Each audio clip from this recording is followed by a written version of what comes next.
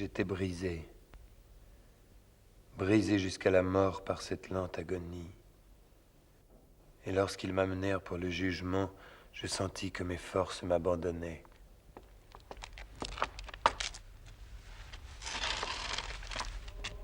La sentence, la terrible sentence de mort fut la dernière phrase distinctement accentuée qui frappa mes oreilles.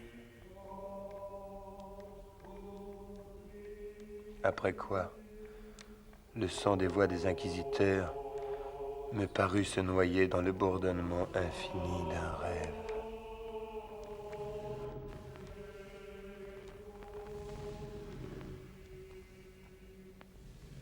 Alors se glissa dans mon imagination, comme une riche note musicale, l'idée du repos délicieux qui nous attend dans la tombe. L'idée vint, doucement et furtivement. Et il me sembla qu'il me fallut un long temps pour en avoir une appréciation complète. Mais, au moment même où mon esprit commençait enfin à bien sentir et à choyer cette idée,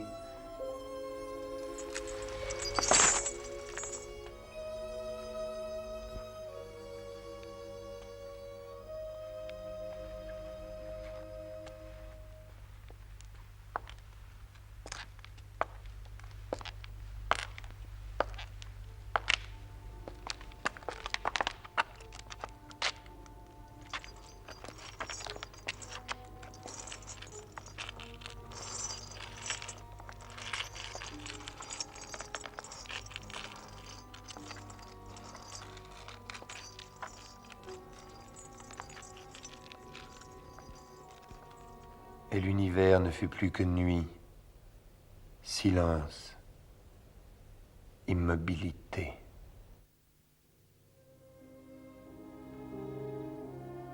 J'étais évanoui. Mais cependant, je ne dirais pas que j'eusse perdu toute conscience.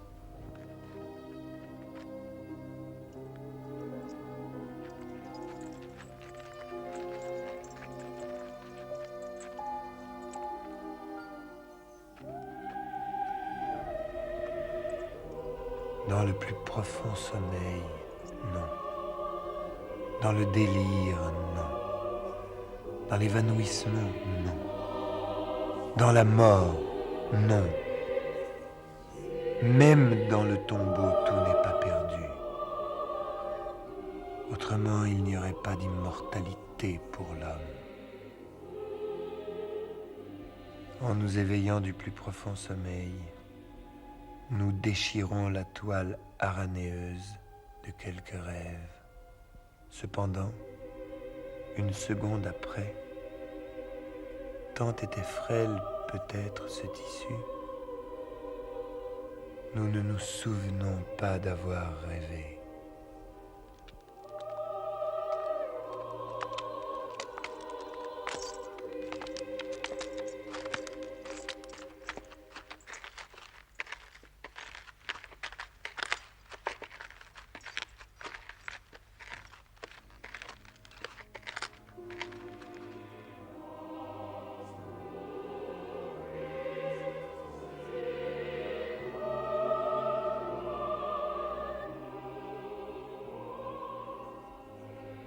Au milieu de mes efforts répétés et intenses pour ramasser quelques vestiges de cet état de néant apparent dans lequel avait glissé mon âme, il y a eu des moments où je rêvais que je réussissais.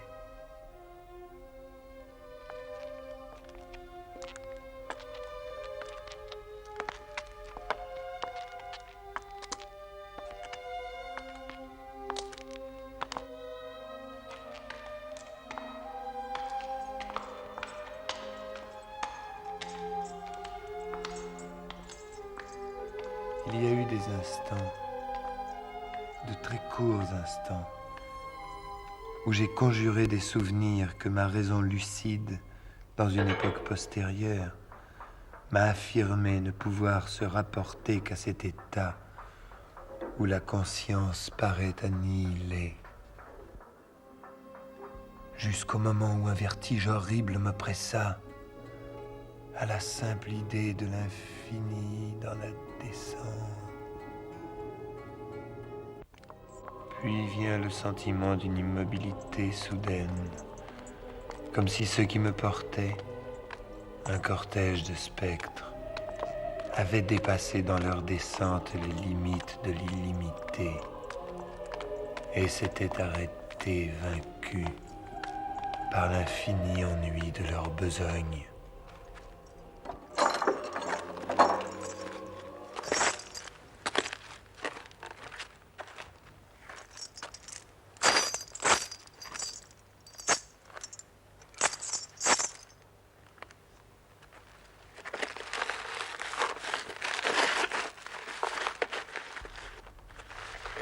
Et puis tout n'est plus que folie. Folie d'une mémoire qui s'agite dans l'abominable.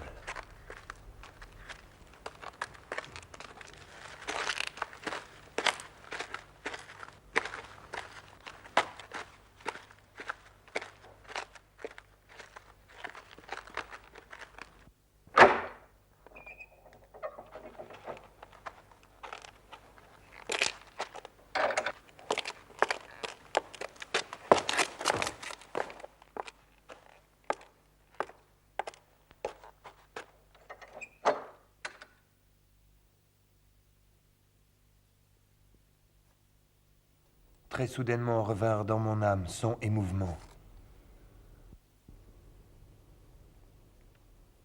Le mouvement tumultueux du cœur et le bruit de ses battements.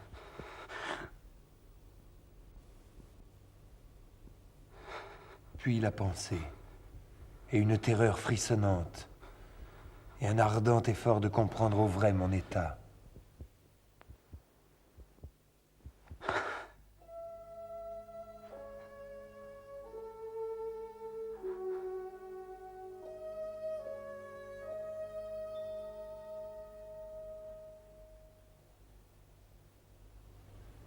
Tout à coup, une idée terrible chassa le sang par torrent vers mon cœur.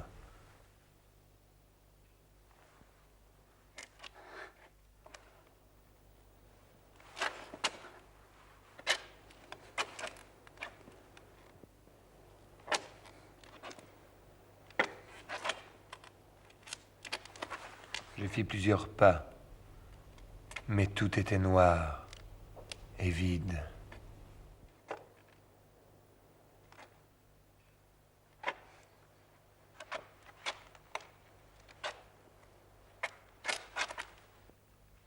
Enfin, il me parut évident que la plus affreuse destinée, celle d'être muré vivant dans mon tombeau, n'était pas celle qu'on m'avait réservée.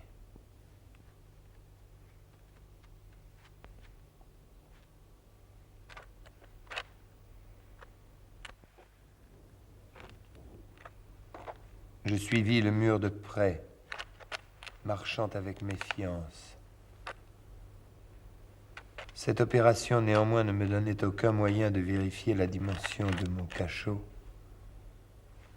car je pouvais en faire le tour sans m'en apercevoir, tant le mur semblait parfaitement uniforme.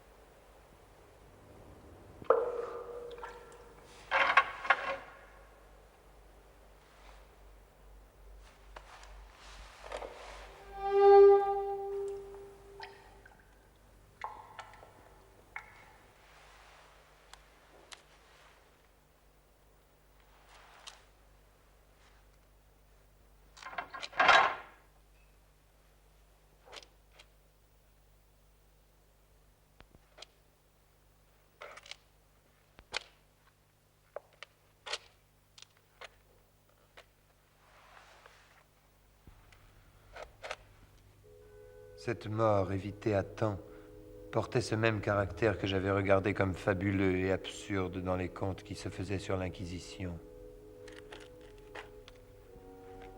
Les victimes de sa tyrannie n'avaient pas d'autre alternative que la mort avec ses plus cruelles agonies physiques.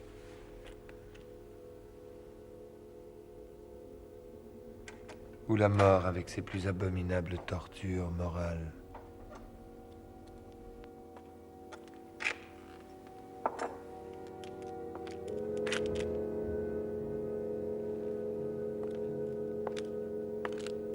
J'avais donc été réservé pour cette dernière.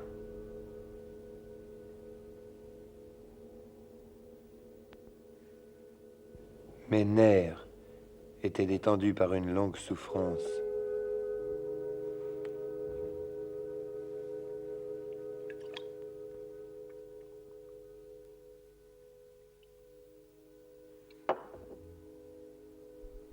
Et j'étais devenu à tous égards un excellent sujet pour l'espèce de torture qui m'attendait.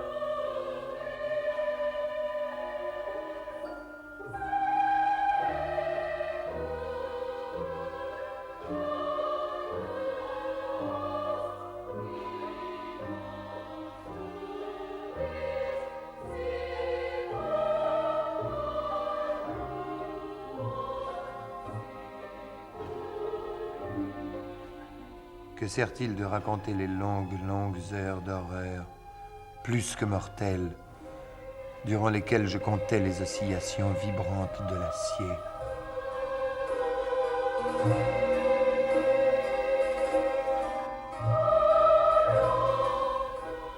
Ma découverte du puits avait été devinée par les agents de l'Inquisition. J'étais donc voué à une destruction différente et plus douce. Plus douce.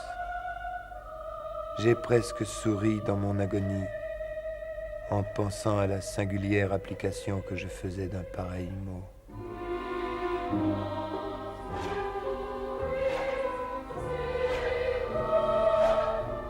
Il s'écoula des jours. Il se peut que plusieurs jours se soient écoulés avant qu'il vînt se balancer assez près de moi pour m'éventer avec son souffle âcre. Je priais le ciel, je le fatiguais de mes prières, de faire descendre l'acier plus rapidement. Je devins fou, frénétique. Et soudain, je retombai dans un grand calme et je restai étendu, souriant à cette mort étincelante, comme un enfant à quelque précieux joujou.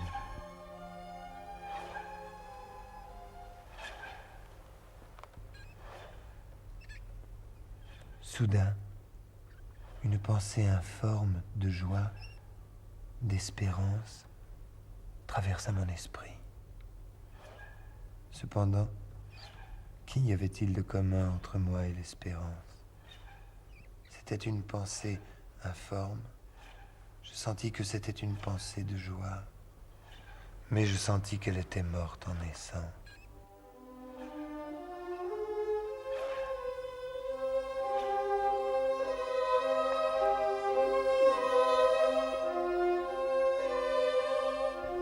La vibration du pendule avait lieu dans un plan faisant angle droit avec ma longueur. Je vis que le croissant avait été disposé pour traverser la région du cœur.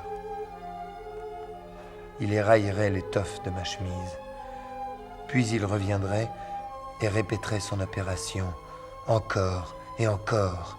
Malgré son effroyable force, tout ce qu'il pouvait faire pour quelques minutes, c'était d'érailler l'étoffe de ma chemise. À droite, à gauche, et puis il fuyait, loin, loin, et puis il revenait. Et cependant je tremblais de tout mon être, quand je pensais qu'il suffisait que la machine descende d'un cran pour précipiter sur ma poitrine cette hache étincelante. C'était l'espérance. L'espérance qui triomphe même sur le chevalet, qui chuchote à l'oreille des condamnés à mort.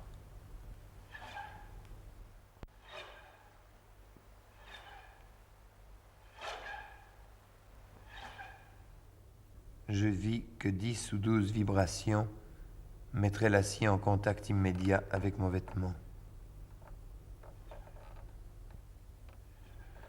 La sangle qui m'enveloppait était d'un seul morceau. La première morsure du rasoir dans une partie quelconque de la sangle devait le détacher suffisamment pour permettre à la main gauche de la dérouler tout autour de moi.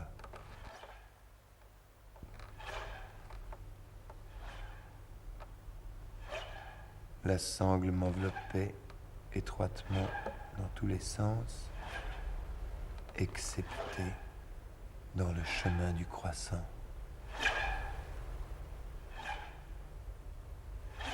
À peine avais-je laissé retomber ma tête que je sentis briller dans mon esprit quelque chose que je ne saurais mieux définir que la moitié non formée de cette idée de délivrance et dont une moitié seule avait flotté vaguement dans ma cervelle lorsque je regardais la gamelle.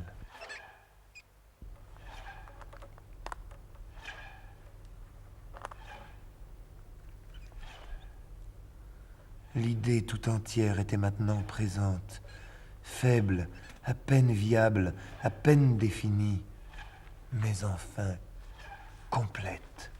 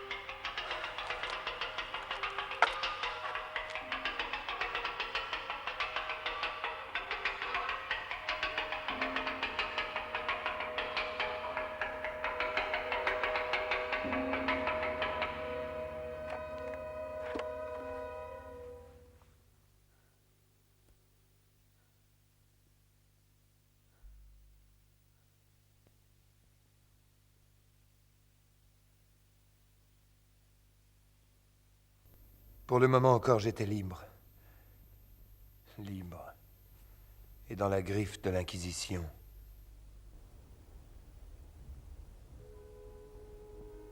Tous mes mouvements étaient épiés. Je n'avais échappé à la mort sous une forme d'agonie que pour être livré à quelque chose de pire.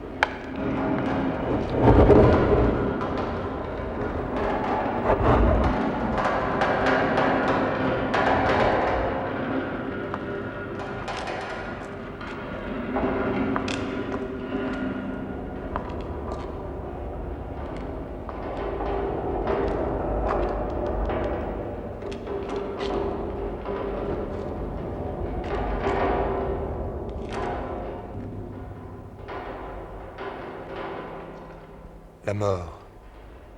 N'importe quelle mort sauf celle du puits.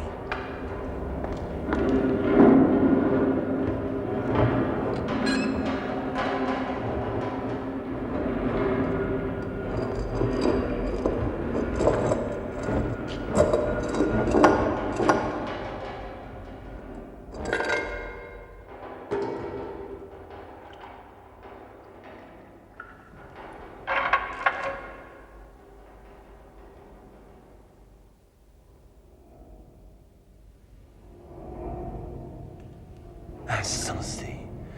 Comment n'avais-je pas compris qu'il fallait le puits? Que ce puits seul était la raison du fer qui m'assiégeait?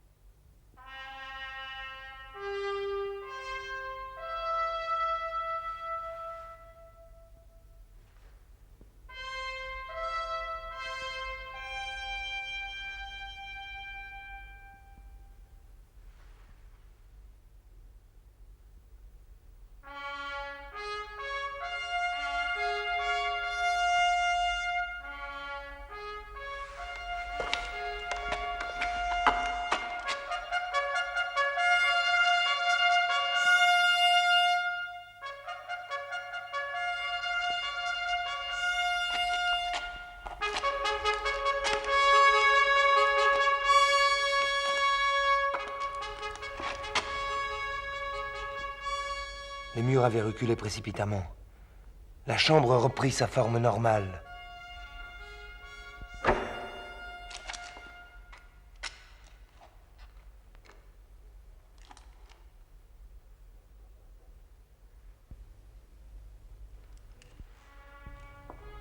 L'armée française était entrée à Tolède. L'Inquisition était dans les mains de ses ennemis.